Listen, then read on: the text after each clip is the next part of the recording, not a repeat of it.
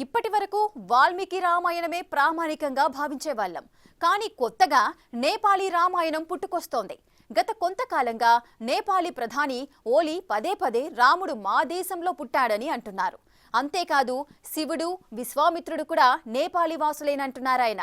ఇంతకీ శ్రీరాముడు ఎక్కడ పుట్టాడు? ఆయన నిజ జన్మస్థలమేంటి? ఈ వీక్షణంలో మీకోసం. 500 ఏళ్ల నాటి సుదీర్ఘ పోరాటం అయోధ్య బాలరామ మందిర నిర్మాణం. ఇక్కడి శ్రీరామ్ జన్మస్థలి ప్రపంచంలోనే అత్యంత పెద్ద ఉద్యమంగా పేరు. 1528 నాటి నుంచి ఇప్పటి వరకు ఎన్నో కీలక పరిణామాలు. ఆనాడు దేశాన్ని మొఘలులు పాలించగా నాటి బాబర్ పాలనలోని సైన్యాధ్యక్షుడు మీర్ బకీ అయోధ్యలో బాబ్రీ మసీదు నిర్మించారు. రామాయణం ప్రకారం అయోధ్యలోనే శ్రీరాముడి జన్మస్థలంగా భారతీయులు విశ్వాసం. బాబ్రీ మసీదు ఉన్న చోటే బాలరామ జననం జరిగిందని చెబుతారు. 1843 నుంచి 1949 వరకు మసీదు చుట్టూ ఎన్నో వివాదాలు. 1853, 1859 కాలంలో మరెన్నో గొడవలు జరిగాయి. దీంతో నాటి బ్రిటిష్ ప్రభుత్వం అయోధ్యలోని ఈ ప్రాంతం చుట్టూ కంచె నిర్మించింది.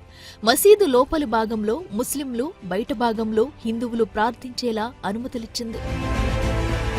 స్వాతంత్ర్యం వచ్చాక అంటే 1949లో ఈ వివాదం మరింత ముదిరింది. బాబ్రీ మసీదులో కొందరు హిందువులు బాలరాముడి విగ్రహముందని చెప్పడం ప్రారంభించారు.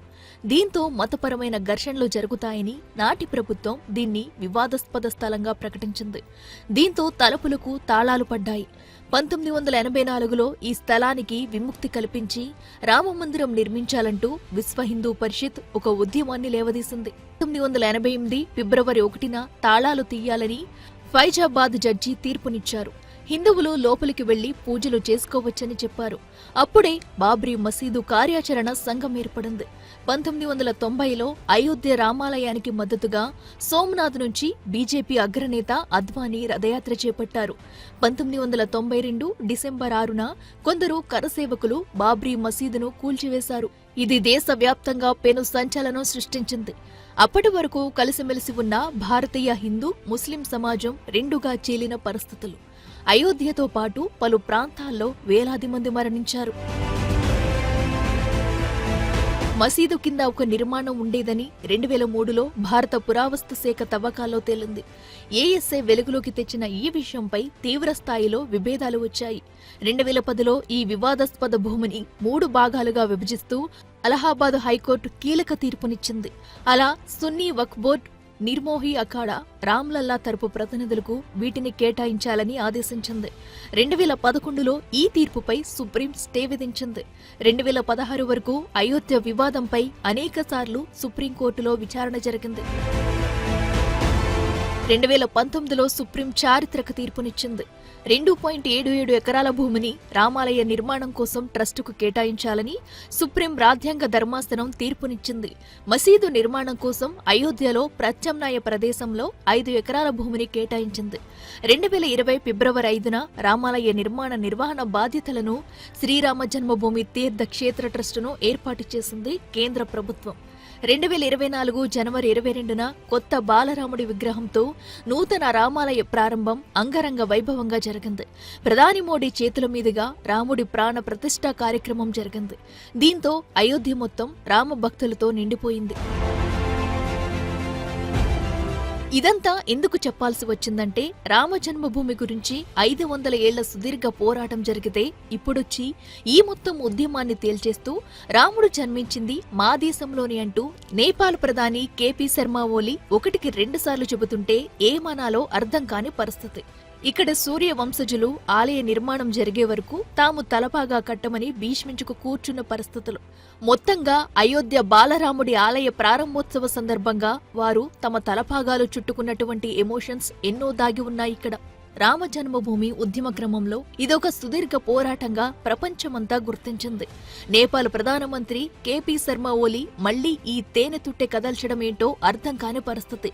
సోమవారం నాడు కాఠ్మండూలో జరిగిన పార్టీ కార్యక్రమంలో పాల్గొన్న ఓలీ శ్రీరాముడు పుట్టింది నేపాల్లో అంటూ వ్యాఖ్యానించడంతో వ్యవహారం మళ్లీ మొదటకొచ్చినట్టయింది. ఓలీ పైత్యం ఎంతటి పరాకాష్ఠకు చేరిందంటే రామాయణం ఆధారంగానే తానీ మాట చెబుతున్నానని అంటున్నారు. దానికి తోడు రామ జన్మభూమి నేపాల్లో ఉందని ప్రచారం చేయడానికి దేశ ప్రజలు ఎంత మాత్రం సంకోచించరాదని కూడా పిలుపునిచ్చారు.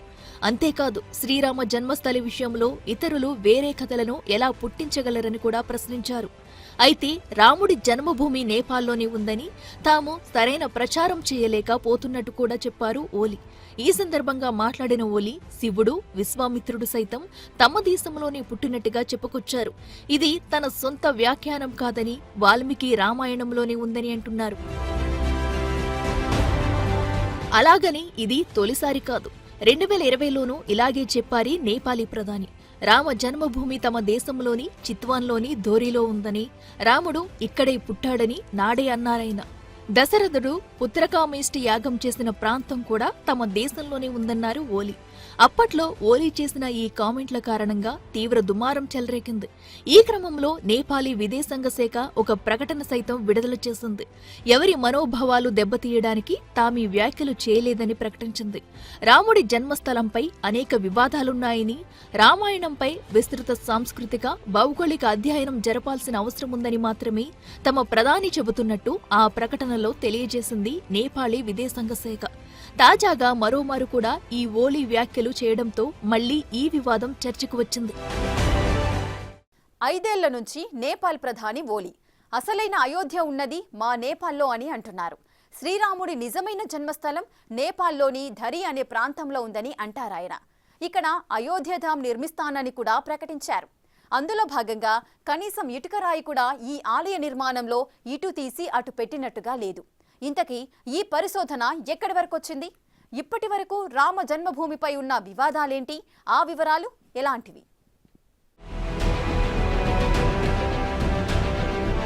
2024 జనవరి 22న అయోధ్య రామమందిర ప్రతిష్టాత్మక మహోత్సవం సందర్భంగా ఒక దృశ్యం అందరినీ ఆకర్షించింది. నేపాల్ జనక్పురి నుంచి ఏకంగా 1100 కానుకలు రామజన్మభూమి తీర్థక్షేత్ర ట్రస్టుకొచ్చాయి. అక్కడి జానకీమాత ఆలయం నుంచి వచ్చిన సారీ ఇది. ఇందులో చీరలు, ధోతీలు, ఆభరణాలు, మంచం, టేబుల్, కుర్చీ, స్టవ్, పలు రకాల మిఠాయిలు కూడా ఉన్నాయి. వీటితో పాటు నేపాల్ నుంచి అదివరకే అయోధ్య రామాలయానికి సాలిగ్రామ రాయి, పవిత్ర జలం కూడా చేరాయి. ఇక్కడి నుంచి శ్రీరామ జన్మభూమి తీర్థక్షేత్ర ట్రస్ట్ సీతమ్మ వారి జన్మస్థలి జనక్పూర్ ఆలయానికి ఆహ్వానం పంపడంతో రామయ్య సన్నిధికి ఈ చీర సారెలొచ్చాయి.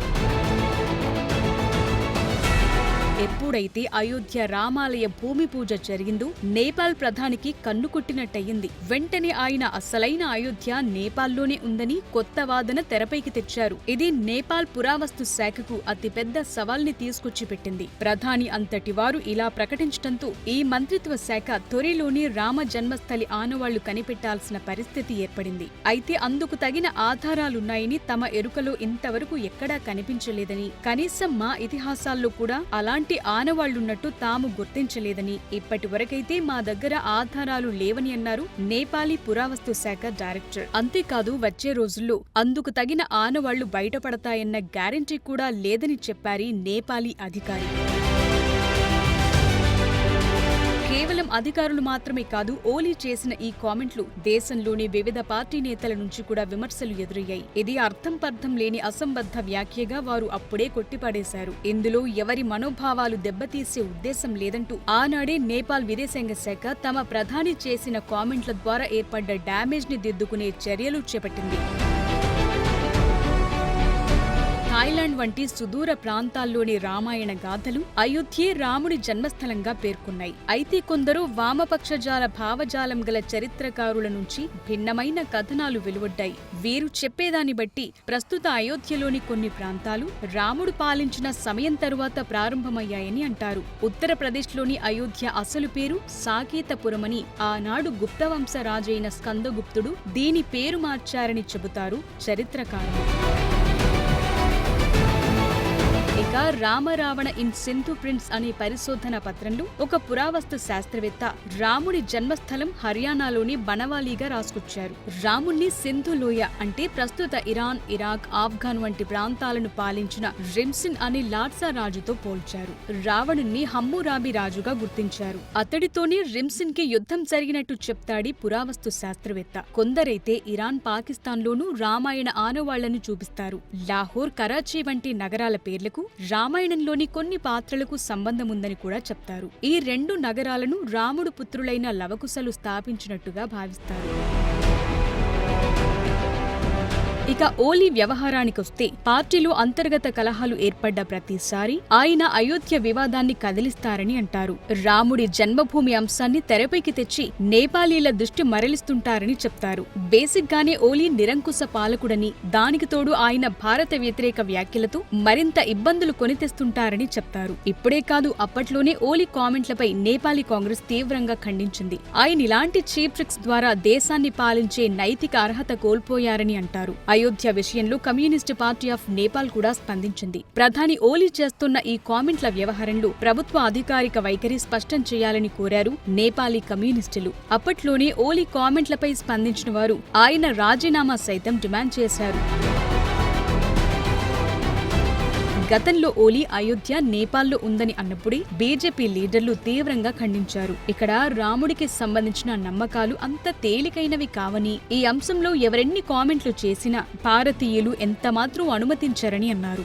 రాముడు భారతీయ వారసత్వం గురించి ప్రపంచమంతా తెలుసని అంటారు బీజేపీకి చెందిన నాయకులు. నేపాలీ విదేశాంగ శాఖ ఈ విషయంలో ఎప్పుడో క్లారిటీ ఇచ్చిందని, ఓలీ నేపాలీ ప్రధానమంత్రి అయినంత మాత్రాన నేపాల్ మొత్తం ఇదే మాట అన్నట్టు కాదని, అది కేవలం ఆయన సొంత విషయమని అంటారు బీజేపీ లీడర్లు.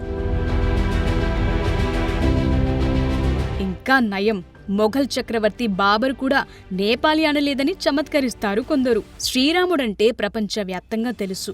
ఆయన భారతదేశానికి మాత్రమే సంబంధించిన చారిత్రక, ఆధ్యాత్మిక నిధిగా అభివర్ణిస్తుంది శివసేన అధికారిక పత్రిక సామ్నా. ఓలీ చైనా చేతిలో కీలుబొమ్మని, భారత్లో ఏదో ఒక అలజడి సృష్టించడంలో భాగంగానే ఇదంతా చేస్తున్నారని అంటారు శివ సైనికులు. నేపాల్ చైనాతో అస్సలు పొంతన లేదని, అదే భారత్తో నేపాల్కి చుట్టరికముందని, ఈ చారిత్రక ఆధ్యాత్మిక చుట్టరికం మరచిపోయి కేవలం రాజకీయ లబ్ధి కోసం నేపాల్ ప్రధాని ఇలా కామెంట్ చేయటం కరెక్ట్ కాదని వారిస్తారు కొందరు. సరయూ నది నేపాల్లో ఏం లేదు, అది ఉత్తరప్రదేశ్లోని అయోధ్యకు దగ్గరలో ఉందని పురాణాల్లో కూడా వర్ణనలు ఉన్నాయి. రామమందిరం కోసం పోరాడిన కరసేవకుల రక్తంతో సరయూ ఎర్రగా మారిన స్థితిగతులు కూడా ఉన్నాయి. ఇలాంటివన్నీ మరిచిన ఓలీ ఇష్టారాజ్యంగా మాట్లాడితే తగిన మూల్యం చెల్లించాల్సి ఉందని హెచ్చరిస్తున్నారు కొందరు శ్రీరామ భక్తులు. ఓలీ ఇలా వ్యాఖ్యానించడంపై గతంలోనే ఆగ్రహించిన పలువురు హిందూ సాధువులు భారత్ నేపాల్కి ఇచ్చే అన్ని ఆర్థిక సహాయాలను నిలిపివేయాలని డిమాండ్ చేశారు. అంతేకాదు, నేపాల్తో ఉన్న దౌత్య సంబంధాలను కూడా తెంచుకోవాలని సూచించారు. భారతీయుల మనోభావాలను దెబ్బతీసిన ఓలీ రామభక్తులకు క్షమాపణలు చెప్పాలన్న డిమాండ్లు కూడా వెల్లువెత్తాయి.